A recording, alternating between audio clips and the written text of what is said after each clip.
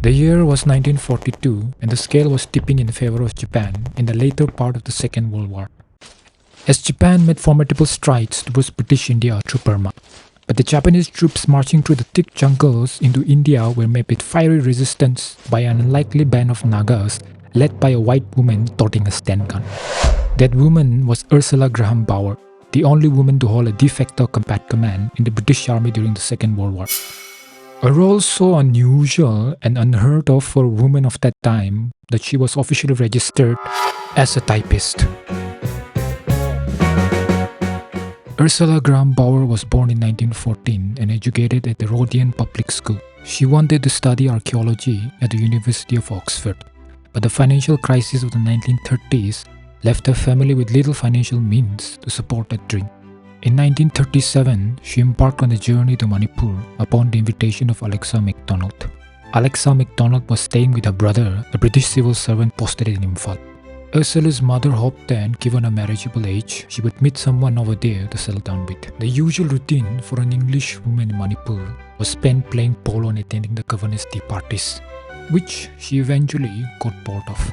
Her attention moved towards the tribals who would come down to the evening Imphal Bazaar. It was only during one of her dispensary tours on a jeep, armed with a basket of iodine and sulfur drugs, that she encountered the Naga people. With time, she grew to admire the simplicity and dignity of the Naga people. "This is my place and I belong here," she wrote in her book.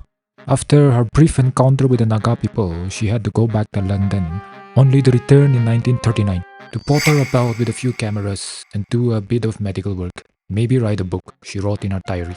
She approached Philip Mills, advisor to the governor in tribal affairs, to allow her to stay among the tribal people in LAISONG village, which was then known as North Chacha. Mills agreed because he reasoned that a woman would be more approachable to the rebellious tribes. Prior to Ursula's arrival in LAISONG village, in 1939, the British had suppressed a rebellion by the Zeme Nagas, a tribe inhabiting present Nagaland, Manipur and Assam, led by a 16-year-old Rani Kaitinlu. She was arrested and put in prison after the rebellion. But before she was in prison, she told her followers that they are only putting one avatar of hers in prison, and she shall return to them in a different form. So when Ursula arrived at the village gate one fine day, confusion ensued. Half of the villagers threw themselves at her feet, bought her presents, thinking that she was the avatar of Rani Kaitinlu.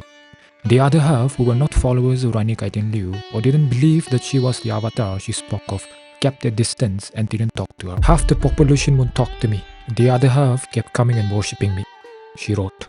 Gradually, the villagers started warming up to her, and they were approaching her, begging her to name their babies. She named most of them Victoria Elizabeth. In Burma, the Japanese were making considerable strides and were advancing into India. A particular pass coming through Manipur was suspected to be used by the Japanese on event of a possible invasion. So the army headquarters formed an intelligence unit to check for Japanese invasion through the route. Ursula and a ragtag team of 150 Zeme Naga scouts were recruited into this intelligence unit, which came to be known as the V Force.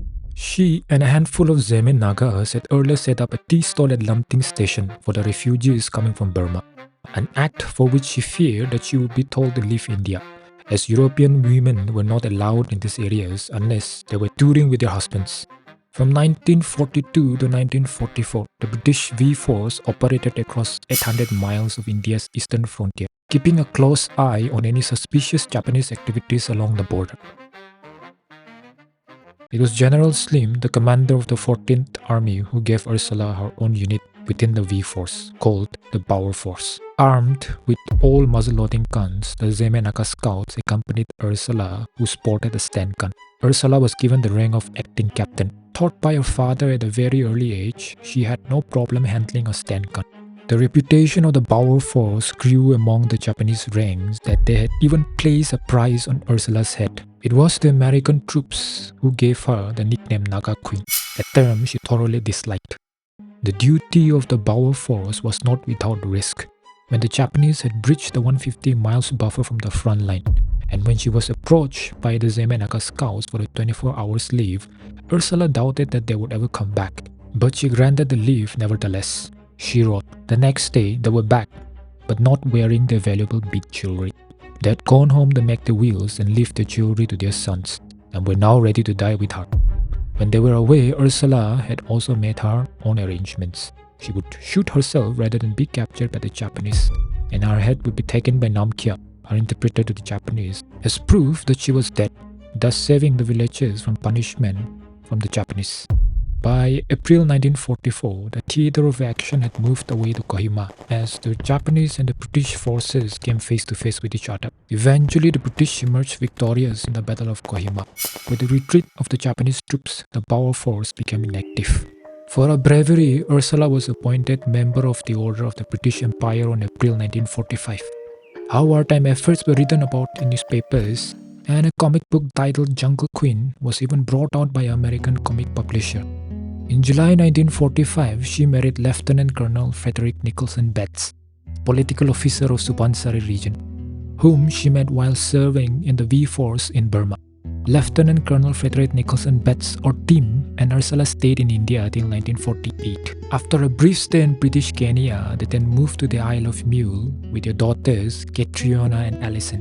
When the news reached the Zeme village headmen that the British were leaving India, they urged Ursula to stay on, as they finally had someone from the British that they trusted. They had enormous respect for Ursula, as Montgomery McFadden writes in his book Military Anthropology. In a society where leadership was hereditary, male, and based on the collective, Ursula Graham Bauer was able to lead the Nagas successfully against the Japanese.